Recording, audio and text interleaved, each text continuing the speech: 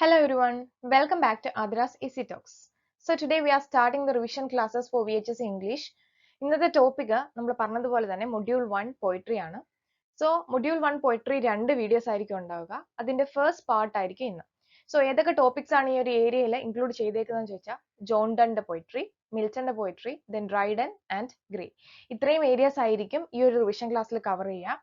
So ഇന്ന് module 1 poetry part 1ഉം അതുപോലെ ഈ ഏരിയയിൽ നിന്നുള്ള MCQ ക്വസ്റ്റ്യൻസും ഉണ്ടാവുന്നതാണ്.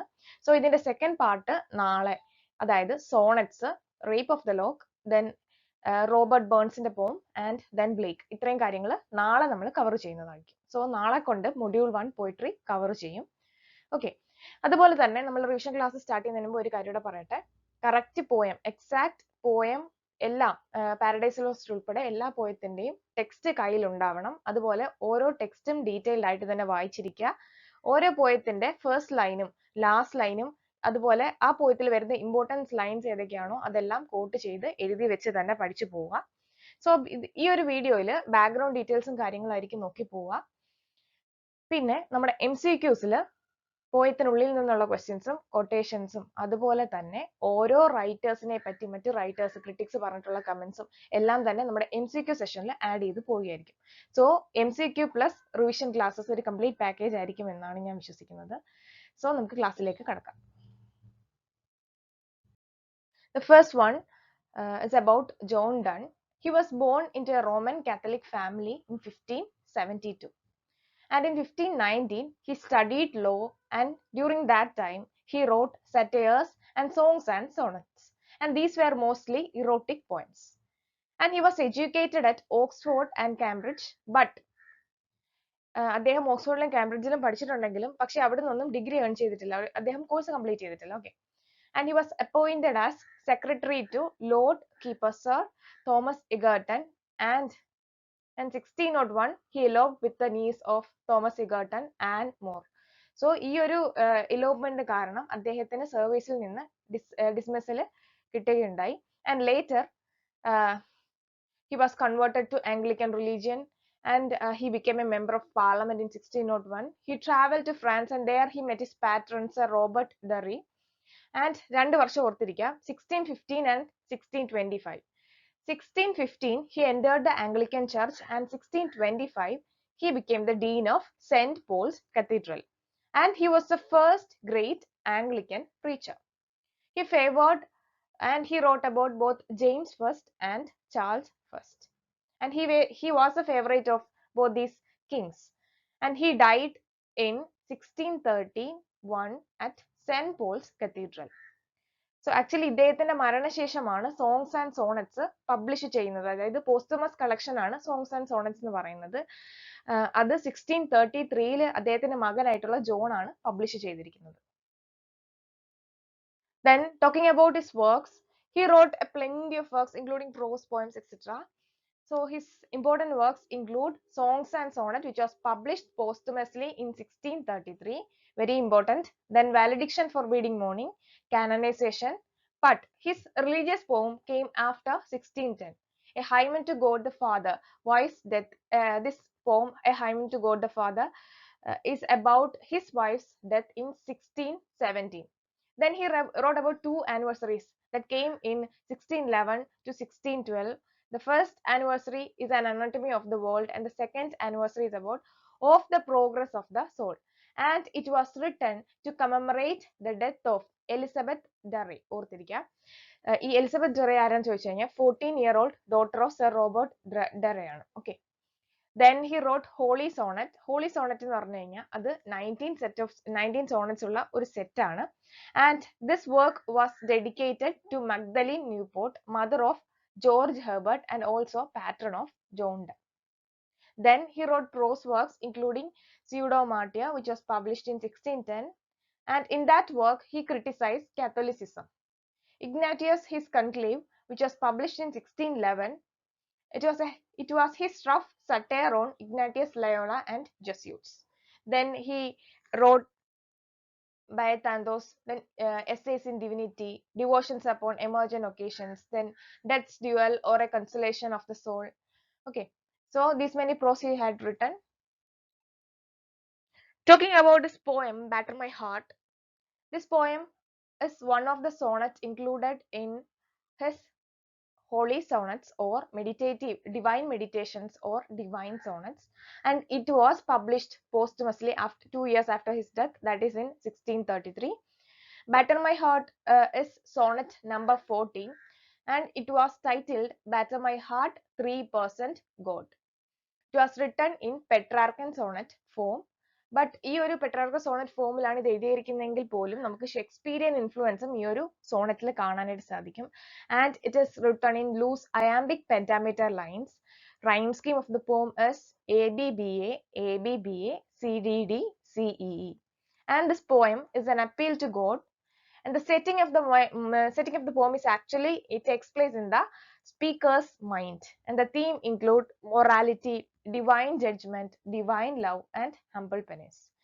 So the major features of the poem include dramatic quality, paradox, complete surrender to God. At the same time, it is an assertion of personality itself. And the other major feature is that he employed three central conceits in the poem. That is, he depicted God as a potter, God as a conqueror, and God as a lover. ഇത് three major conceits ആണ്, metaphysical conceits ഈ ഒരു പോയത്തിൽ employ ചെയ്തിട്ടുണ്ട്. ഈ poem detail വളരെ കുറച്ച് 14 lines മാത്രമുള്ള ഒരു പോയാണ്. സോ ഓരോ ലൈനും വ്യക്തമായിട്ട് വായിച്ചു പോവുക, അതിനകത്ത് ഓരോ വേർഡിങ്സിന്റെയും മീനിങ്സ് എന്താണെന്ന് നോക്കിയിട്ട് പോകാനായിട്ട് ശ്രദ്ധിക്കുക. Then canonization. So this poem, it was also posthumously published in the collection Songs and Sonnets 1633, which was published in 1633. Then it is a 5-stanza poem separated into a set of 9 lines. The rhyme scheme of the poem is ABBA, CCCAA. Meter is less consistent. He had used iambic pentameter in some lines, then he used iambic tetrameter, then he used iambic trimeter, etc. So, and also one more important feature is that he used metaphysical conceit in this poem also. Phoenix riddle comes in this poem, The Canonization. Talking about metaphysical poetry, actually these metaphysical poets are a group of 17th century poets with some common traits that includes abrupt and dramatic beginning, far-fetched similes, striking imageries, extravagant use of hyperbole, then remarkable comparisons, complex thought, metaphysical conceits, and intellectual complexity. So, Donne was the founder of this school of metaphysical poetry, and the finest flower is Andrew Marvell. Very important. ഈ രണ്ട് പേരും നമ്മുടെ സിലബസിലുള്ള ആൾക്കാരാണ്. And the others include Abraham Cowley, George Herbert, Richard Crashaw, Henry Waugh, Thomas Tahan, and John Cleland. The term metaphysics was first used by Dryden in his work Discourse Concerning Satire. Then Dryden said Donne affects metaphysical. Later, Dr. Samuel Johnson applied the term metaphysical to the group of poets in his work Lives of Cowley in Lives of Poets. Okay. Then, actually, this metaphysical conceit is a combination of dissimilar objects. This was said by Dr. Johnson, and T.S. Eliot had wrote a critical essay titled The Metaphysical Poets.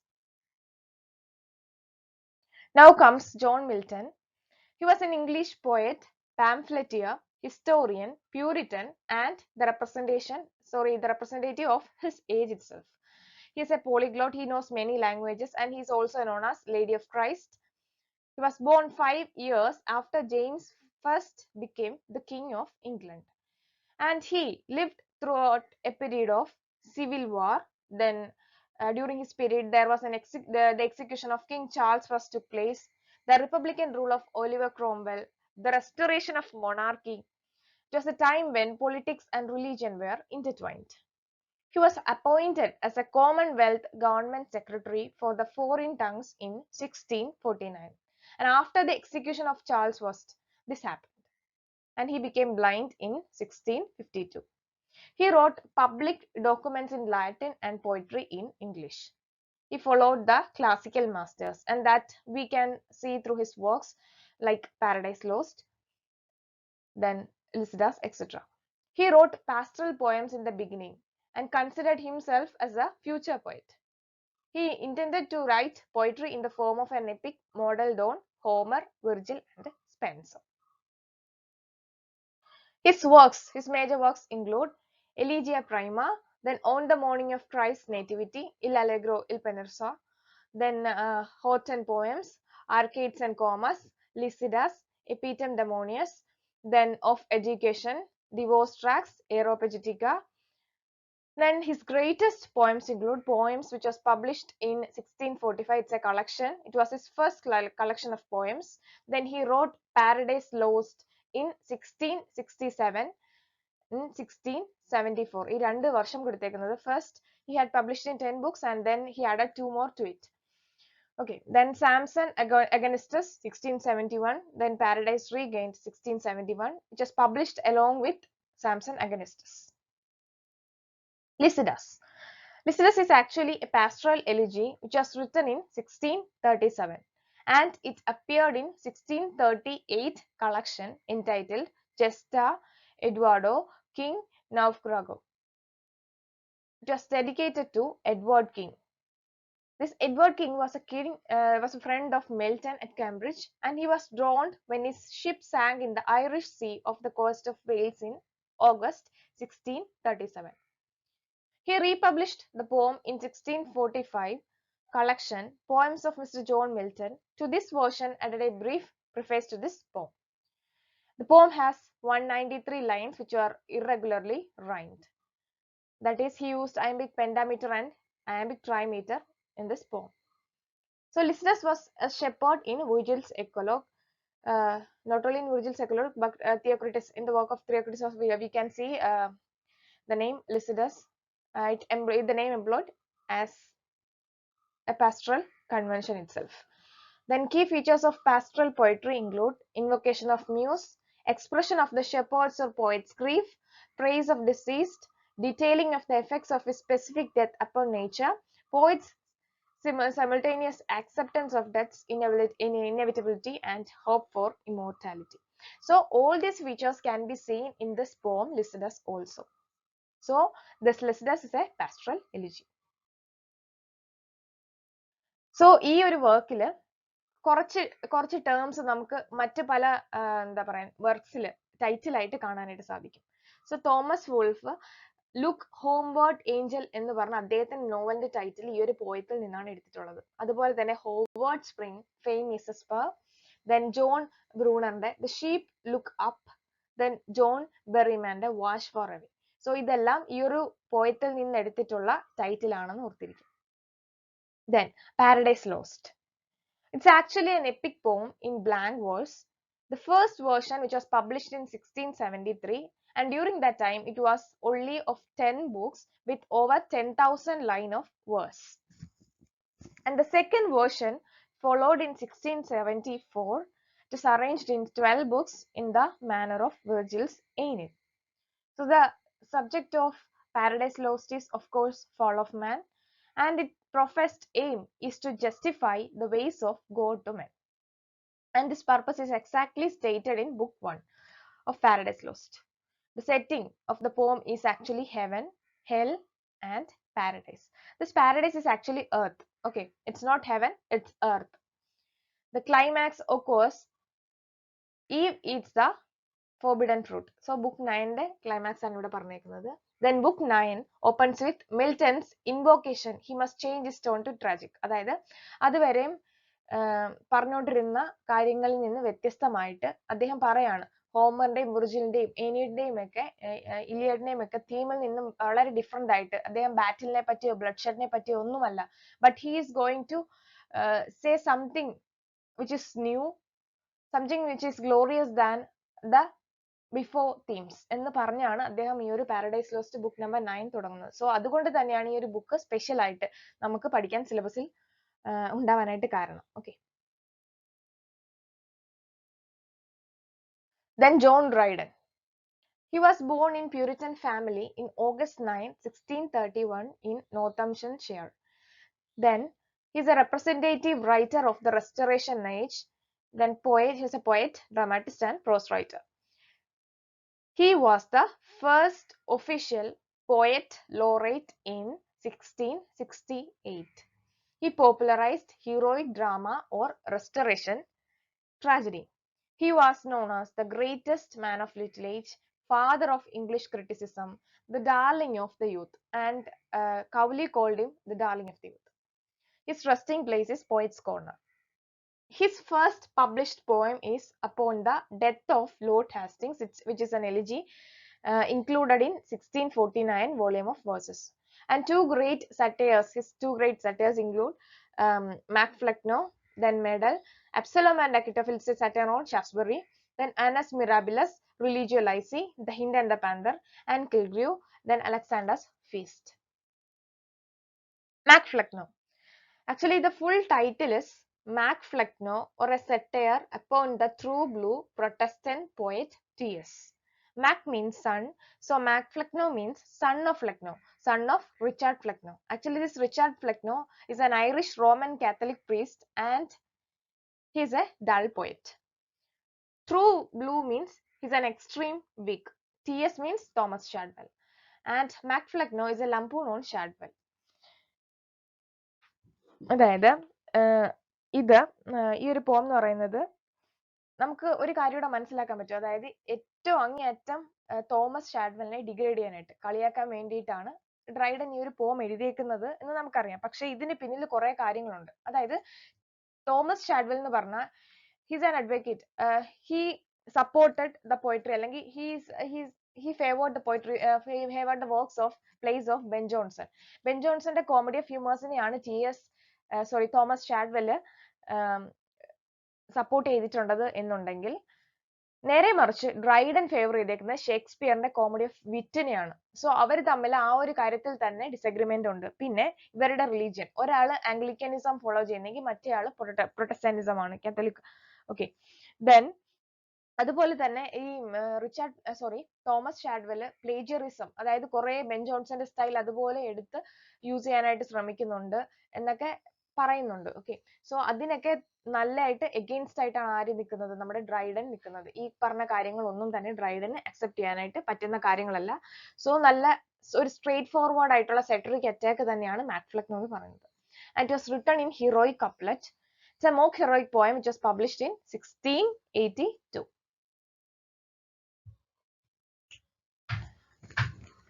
Thomas Gray. He was a member of both Graveyard and Transitional School, and he declined poet laureateship in 1757 after the death of Colizeba. His works include Sonnets on the Death of West, an elegy written in a country churchyard, which was published in 1751 and was written in 1742. ഇങ്ങനെ രണ്ട് ഡേറ്റും വരുന്ന വർക്കുകളൊക്കെ തന്നെ detailed ആയിട്ട് date ഉൾപ്പെടെ വരുന്നുണ്ടെങ്കിൽ അത് ഡേറ്റ് ഉൾപ്പെടെ നോക്കി തന്നെ പഠിക്കാനായിട്ട് ശ്രദ്ധിക്കുക. Ode on the Death of a Favorite Cat is another work. It's about Walpole's cat, and his two Pindaric Ode, both were published by Walpole. One, The Bard, and the other, Progress of Poesy. One is published in 1757 and the other 1754. Elegy written in a country churchyard. It was first published in 1751 and it was written in 1742. The poem inspired by the death of Richard West, his friend, in 1742. The original title of the poem is Stanzas wrote in a country churchyard. The churchyard in its title means Churchyard of Stowe Box in Buckinghamshire, his mother's place. The poem first appeared in the collection Magazine of Magazines, and the theme is Death is the ultimate fate of man. It is a meditative poem in 32 quatrains of 10 syllables. 128 lines in the poem include the 12 epitaph, including the 12 epitaph lines. So 128 lines ആണ് in total ഉള്ളത്. The classical idea of memento mori, it's a Latin phrase which means remember that you must die. ഈ ഒരു theme ഈ ഒരു poem ഉടനീളം നമുക്ക് കാണാനായിട്ട് സാധിക്കും. സോ ഇത്രയും പോയംസ് ആണ് നമ്മൾ ഇന്ന് ഡീൽ ചെയ്യാനായിട്ട് ഉദ്ദേശിച്ചത്. The rest of the poem from module 1 will be dealt tomorrow. നാളെ കൊണ്ട് പോയിട്ട് കഴിയാണ് module 1-ലെ. സോ ഇനി എടുക്കാനുള്ള ടോപ്പിക്സ് സോണറ്റ്, ഷേക്സ്പിയറിന്റെ 3 സോണറ്റ്സ് പഠിക്കാനുണ്ട്. Then rape of the lock, a red red rose, the tiger and the lamb. അതുപോലെ തന്നെ ഈ പോയത്തിൽ നിന്നും നമ്മളിപ്പം കഴിഞ്ഞ പോയത്തിൽ നിന്ന് വരുന്ന ക്വസ്റ്റ്യൻസ്, അതായത് പോയത്തിനുള്ളിൽ നിന്ന് വരുന്ന ക്വസ്റ്റ്യൻസ് എല്ലാം തന്നെ MCQൽ ഡീൽ ചെയ്യും. ഈ പ്രസന്റേഷനിൽ ഇല്ലാത്ത കാര്യങ്ങളിൽ നിന്നുള്ള ക്വസ്റ്റ്യൻസ് കൂടുതലായും MCQ സെഷനിൽ നിന്ന് ആഡ് ചെയ്യുന്നതായിരിക്കും. സോ രണ്ടും ഈക്വലി ഇമ്പോർട്ടൻസ് കൊടുത്ത് തന്നെ നോക്കി പോകാനായിട്ട് ശ്രദ്ധിക്കുക. ഇമ്പോർട്ടന്റ് ആയിട്ട് വരുന്ന കാര്യങ്ങൾ, ഈ ഒരു സ്ലൈഡിൽ കണ്ട കാര്യങ്ങൾ നിങ്ങൾ എടുത്ത് വെച്ചേക്കുന്ന കോപ്പിയുടെ പോയത്തിന്റെ ഒറിജിനൽ കോപ്പിക്കൊപ്പം തന്നെ ജസ്റ്റ് ചെറുതായിട്ടൊന്ന് കുറിച്ച് വയ്ക്കുക. അപ്പം നമ്മൾ എക്സാമിന് പോകുന്ന സമയത്ത് ഒരിക്കലും അത് മറക്കത്തില്ല. നമ്മളത് നോക്കി തന്നെ പോവും. കറക്റ്റ് ആയിട്ട് നമുക്ക് സെയിം ലെവൽ ക്വസ്റ്റ്യൻസിൽ എവിടെയെങ്കിലും ഈ ഒരു പോയിന്റ് നമുക്ക് കിട്ടാതെ ഇരിക്കില്ല. Okay, so thank you. Keep watching my channel and subscribe me. If you like my videos, please like and share the videos. Thank you.